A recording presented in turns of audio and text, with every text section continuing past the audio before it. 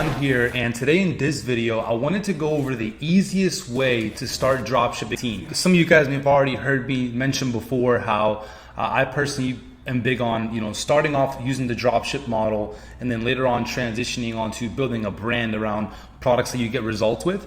Now this video in particular, it's going to focus on the beginning point, right? Getting started. Whether you're looking to get started or you're in the middle of getting started, I guarantee you're going to get value from this video. And so make sure you guys stay to the end because I'm going to be covering the three main components to the e-commerce ecosystem. Okay, so right here I put together a few different points that I wanted to go over. And if you see me looking away, I'm just going over here my computer, just following along exactly what I actually outlined for you guys. There are some key things that I wanted to go over specifically that I think will be super beneficial for you guys to learn about in this video. So when first getting started in e-commerce, there's basically three core components to an e-commerce ecosystem. The way that e-commerce works, some people think that they're going to come in and if they just put together a random Shopify store with some random products and run some random Facebook ads, they're just going to magically get results. I can be the first one to tell you, if you haven't already heard, it's not going to be that easy coming in 2019. I do think that you have to have a much better understanding of how the process of buying online works and how the e-commerce ecosystem works. The three core components of an e-commerce ecosystem is broken down between your store, products, and marketing. Those are the three things that you have to have down when first getting started if you want to actually get real results. We're going to kind of go over these three in particular and kind of go through some key points in between them. I typically start off and recommend for anyone that's just getting started, after you decide whether you want to go niche or general, you want to obviously then transition onto potentially looking at some products, but the main focus initially before you launch anything should be on the store.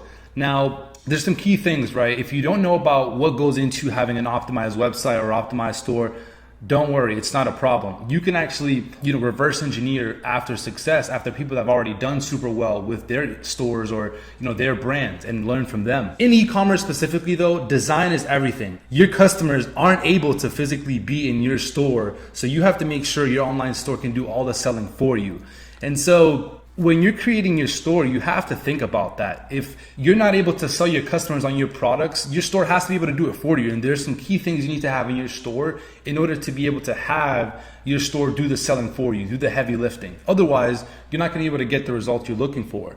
If you have no idea of what kind of layout your store should have, I recommend you take a step back and you start researching 3 to 4 stores that are top performing stores in whatever niche you're planning on selling in, or stores that are around what specific products you're planning on testing out in the market. And if you don't know how to research like any top stores or any best performing like websites, I'll do a quick walkthrough of showing you guys how you can do it, and a great tool you guys can use, absolutely free also. I'm starting off, I don't think you should just, again, put together a store that you think, this is a mistake that a lot of people do. They go ahead and put together a store that they think looks good and they think will help convert people. In reality, that's a big risk you're taking by doing that, because the market knows what it wants. So if you're putting together a store based on what you want, you may not be in the right direction. You want to focus on figuring out what the market wants and what they're interested in and building your store around that. Now, it's natural to want your store to be a picture perfect reflection of your brand, your products, and your vision. Obviously, it's your business, and after all, for many of us e-commerce entrepreneurs, usually that first storefront is like your baby, right? The only storefront you have. So it's completely normal to want it to be like tip-top perfect and have everything in place before you launch. But it's a double-edged sword, because sometimes people can try to be too perfect. And if you try to be too perfect, then it could take you a little bit longer to launch, and if you try to be too perfect, maybe you don't end up launching until everything is done. But once you're done, you set up your store around products or a niche that maybe the market isn't even interested in. So I never recommend to try to be too perfect. I recommend that you actually start building as soon as you can. As soon as you start researching, you find some of these stores that you can model after, start modeling after these stores, right? You want to make sure that you spend your time building as soon as you have enough info and enough resources to kind of build from, because you want to start testing as soon as you can. I learned this theory from a few mentors, one of my main mentors actually, and it's testing with a minimal viable product. You want to figure out if how the market is gonna react to your store with a minimal viable product or a minimal viable store, right? And then from there, you can always adjust. Now, I'm not minimal viable store. I'm not saying just like a random theme with some random pictures and, like not even optimized at all. This means at least a store that you went through and spent some time on, but you're not spending like 2 months on, right? So that's what I wanted to kind of make sure I got across. As you're looking to bring your site to life and launch it, you want to keep in mind, you can always make changes, right? It's not like your store, like once it's set up, it has to stay like that. You can always make changes later on. The main point that I want to have you guys understand is when you're going through and you're setting up your store, have enough done to it where you can launch, and obviously customers still respond well to it, but you're not spending all your time trying to make your store look like Amazon, for example, off day one. Because if you do that, and again, you're in the wrong niche, and you're going after the wrong products, that can end up delaying, the results you're looking to get. So that's as far as the store goes. Now, products is one of the biggest things when it comes to, drop shipping or e-commerce overall. And people do seem to make a lot of the same mistakes when it comes to actually finding what products to sell. And I wanted to kind of clarify on one of the biggest mistakes that I see a lot of people make. And this is going after products or choosing products to test or sell that they are interested in. Now, I actually can attest, I personally did this mistake myself. Like I'm the first one to admit, when I first got started into e-commerce, I decided that it would be a great idea, because I'm into fitness and working out, why not go ahead and choose products around the fitness space, right? And then market to people that are also interested in fitness. So I thought, because I like these products, other people would too. And I learned the hard way that that's exactly how it does not work, because the market will always tell you what it's interested in, not vice versa, right? You can't tell the market what they want. They're gonna tell you what they're interested in. Starting off, you wanna make sure you don't do the same mistake. You wanna make sure you're not going out there and just randomly picking these products, or you're deciding what you're gonna sell. I am a huge fan of, and a big believer that you should choose what products you're gonna sell and test based on data and research. That's how I do things. That's how I train the team to do things. And so that's something that I recommend for you guys as well, because that's how I've gotten my results. I haven't gotten results from, I have a joke that I say to one of my friends, by winging my product research, right? Just like guessing what products I'm gonna choose. I've gotten results by putting in the work and researching products and then finding winners through that process. So just to be transparent with you guys, I wanted to cover that, but I kind of already did. The market does not care what products you're interested in. The market cares about what products they are interested in. So that's something you want to keep in mind. Now, what I've seen in my time that I've been in the e-commerce space is that there's 3 main categories of products that have a history of selling well. And the way I got these 3 categories is I just took a step back and I spent some time researching some of the best performing products within the last few years, and then some of the best performing products right now up to date. The first category of products that have sold really well that I've seen is problem solving products. An example of a problem solving product is actually, some of you guys may have seen it. There was this ad going around for these posture corrector devices. You put them on, and they basically help you with your posture, right? Keep your posture nice and straight, keep your chest out, your shoulders back. That product right there did extremely well, right? If you actually look on AliExpress, and if we actually check on here, which actually we can do really fast. If we go on AliExpress, right? I actually had it pulled up because I wanted to show you guys. Right here, I looked up the posture corrector. I just did it for the sake of time. I already had it looked up. So if you look for the posture corrector, there's multiple suppliers that have 10,000 plus orders. This supplier has 12,000. This supplier has 25,000. This one has 31,000. This supplier has 32,000.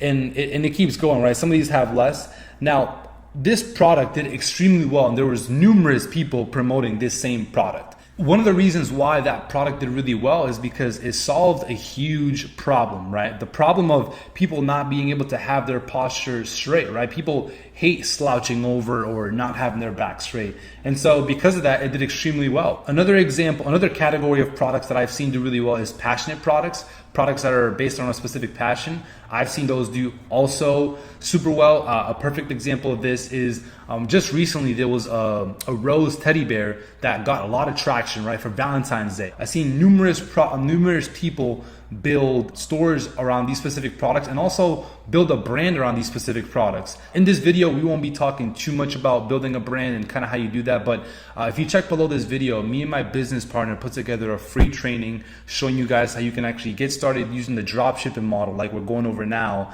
and then how to transition onto building a brand around the products that you actually get results with. And that's what we kind of go over in the training. But I actually saw people that were doing super well drop shipping this product, and then I also saw people that built brands around this product, and they both were doing extremely well. I've seen like these wolf mugs that did extremely well. I've seen cat t-shirts do really well, 3D cat printed socks. There's a ton of different passion products. I just wanted to kind of choose that one because it was the most recent one, and I wanted to give you guys an insight because some of you guys may have seen it yourselves. The last category of products that I have seen do really well is perishable products. Perishable meaning that you need more than one of the product. I can give you guys a few examples. One of the main examples is, for example, some of you guys may have seen there were these push-up bras, these sticky push-up bras, and that product actually fell into two categories. It solved the problem because it helped women keep like their breast in place. It was perishable because you couldn't use it multiple times. Like you could probably use like 2 or 3 times, but you needed more than one of the products. So typically products that you need more than one of fall into that perishable category, and they're products that do really well because customers need to buy more than one.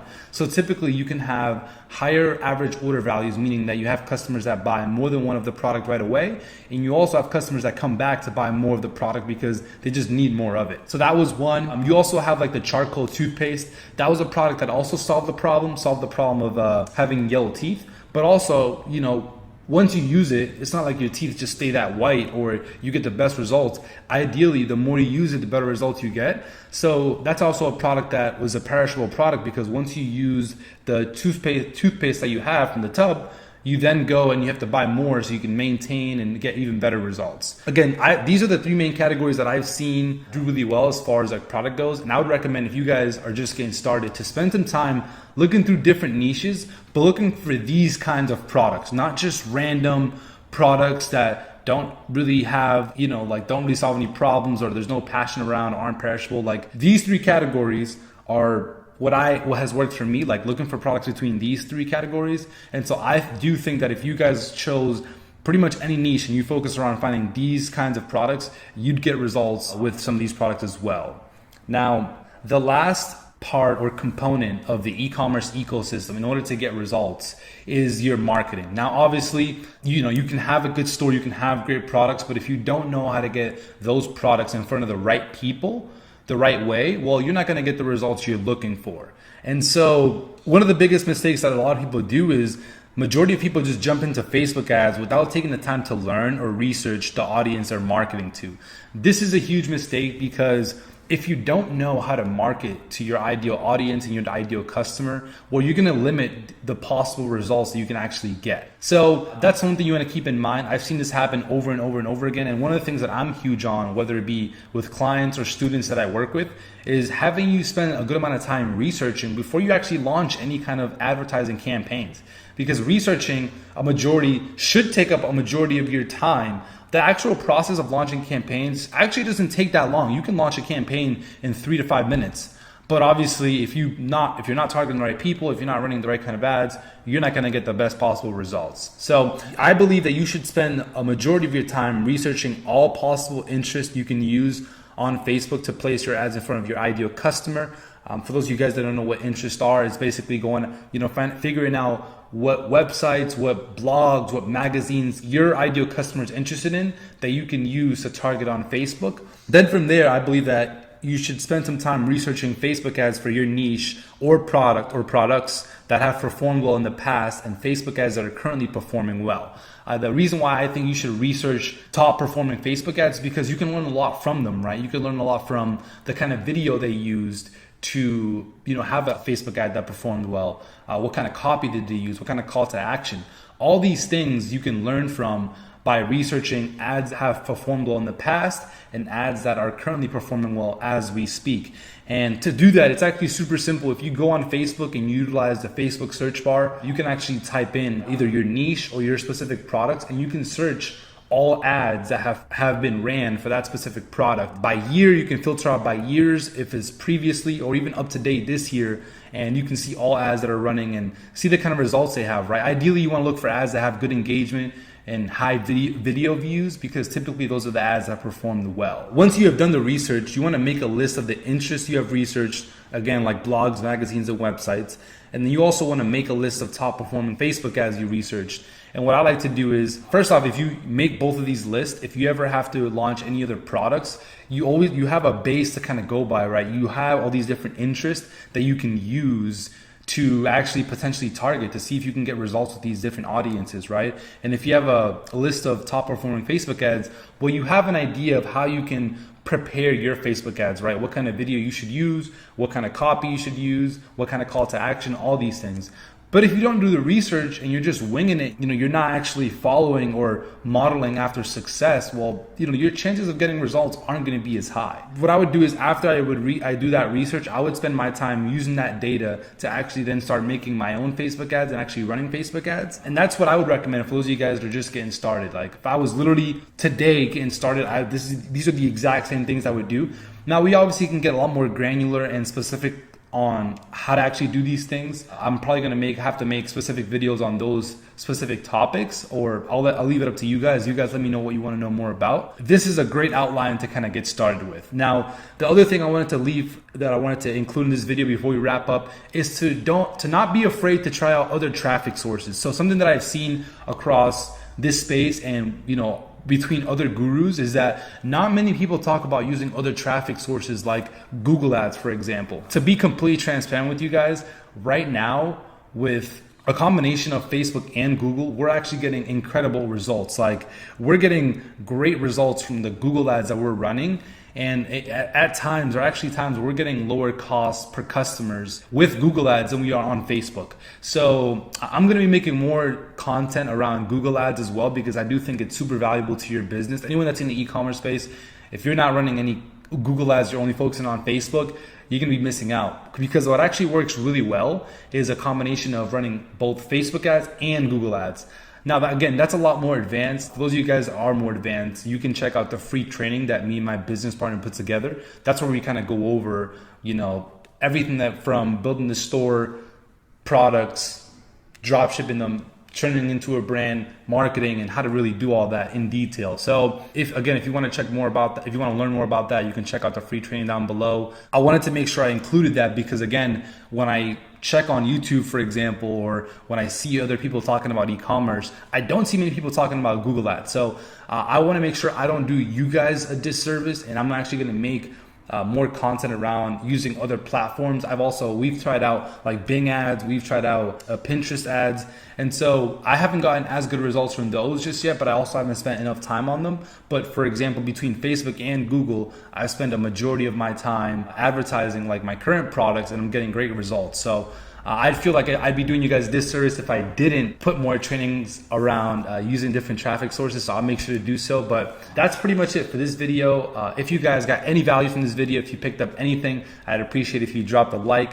Leave me a comment down below. Let me know any questions you guys have about any of the topics or any of the points that we just went over. I'll make sure to get back to you guys. I'll be responding to all comments. And if you haven't already, make sure you join the family, hit that subscribe button.